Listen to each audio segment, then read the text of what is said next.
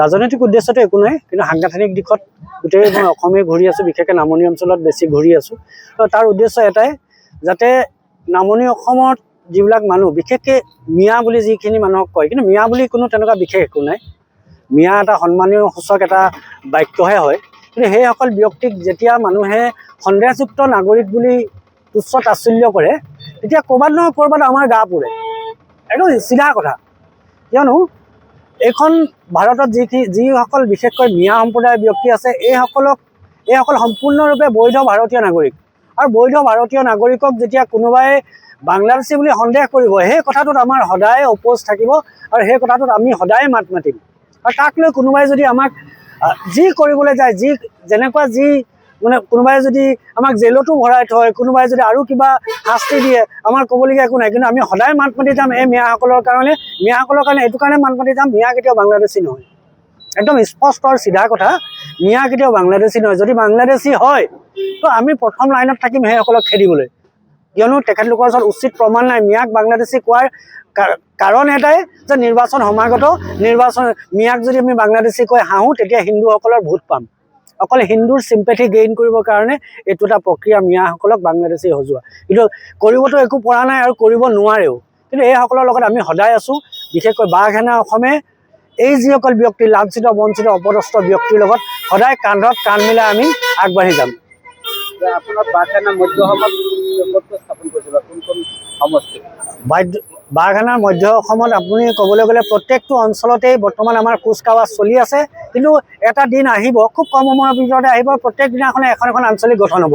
কিয়নো আমি আঞ্চলিকবিলাক বনাই এতিয়া ৰাখি থৈ দিয়া আছে, আমি এতিয়া এনাউন্স কৰা নাই।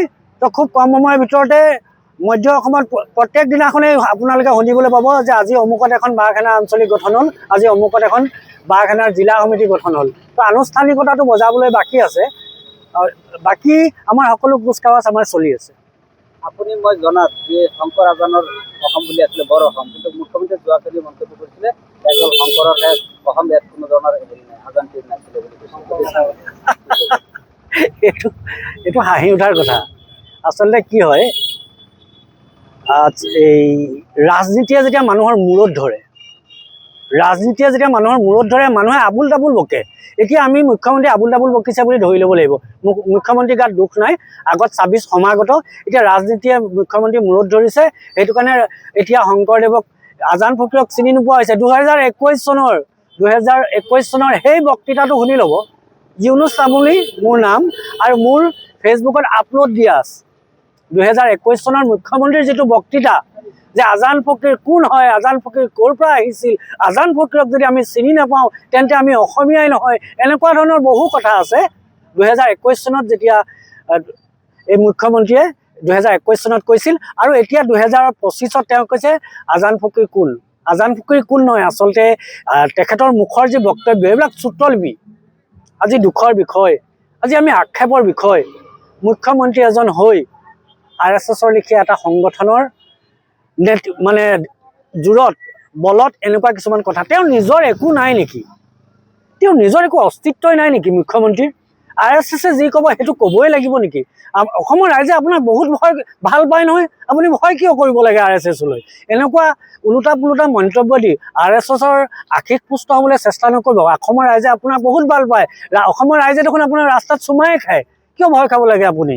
আপোনাক ৰাইজে বহুত আঁকোৱালি লৈছে, আঁকোৱালি ল'ব। RSSৰ কাৰণে আপুনি ভাতৃঘাতী সংগঠন লগাবলৈ চেষ্টা নকৰিব।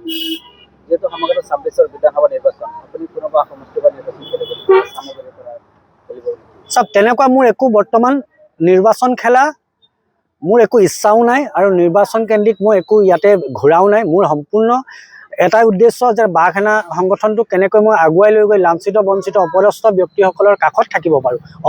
এটা কথা স্পষ্ট, যদি কোনোবাই বিচাৰে, যদি কোনোবাই কয় এই ব্যক্তিজন আমাৰ কাষত থাকিলে আমাৰ লাভ হ'ব, তেনেহ'লে মোৰ কোনো আপত্তি নাই, আৰু ৰাইজেও তাত আপত্তি কৰিব নোৱাৰিব।